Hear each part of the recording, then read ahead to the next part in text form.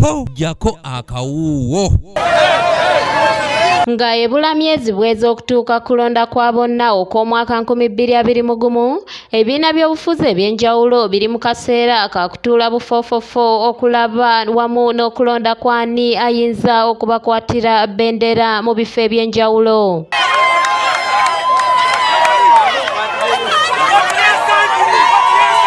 Bannakibiina kya FDC olunaku olwaleero nga bakulembeddwamu amyuka omwogezi w'ekibiina John Kikonyogo bannyonnyodde ku nteekateeka yaabwe ng'ekibiina. Enteekateeka gye bujja maaso okulaba engeri gye tugenda okulondamu presidential candidate. Kati erina emitendera gyeyitamu zaba tumaliriza bino ebyokutereeza structures zaffe tujja kuyita bannayuganda bonna abaagala okwesimbawo aba FDC balina kadi baleeta okusaba kwabwe tuwandiikira electoral commission tugenda kutandika. Kikonyogo era agamba nti bakyagenda mu maaso n'okujaguza emyaka 15 obukyanga FDC etandika naddala mu bitundu by'eggwanga ebyewala okuli Soroti, Buyikwe, Jinjako n'ebirala. Olwaleero tuwulira olunaku lw'olwaleero disitulikiti 12 zirina ebijaguzo ebyokujjukira emyaka 15 ekya FDC etandika.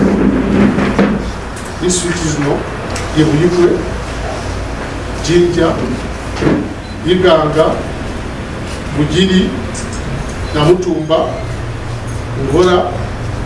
Kyokka asabye poliisi obutagezaako kubataataaganya mu nteekateeka zaabwe olw'ensonga nti bagiwandiikira dda. Tusaba poliisi ebe tusoma kuba bagiwandiikira dda ebbaluwa. Era ennaku z'omwezi nga 23 tugenda kudda ku sayidi ya Western Uganda tutandika n'Awakole region. Ennaku z'omwezi 23 Awakole.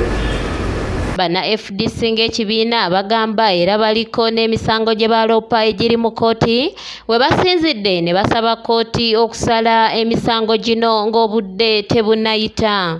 Abakulu abali mu electoral commission n'omusango guli mu kkooti tebawaaba FDC erowooza nti omukulu akuli ebyokulonda justice byamukama ne secretary byabakama ne mwami lwakoojo tebalina kubeera mu electoral commission. Matias Sekanjako yakusakidde eggulire lino ku lwa ABS Television.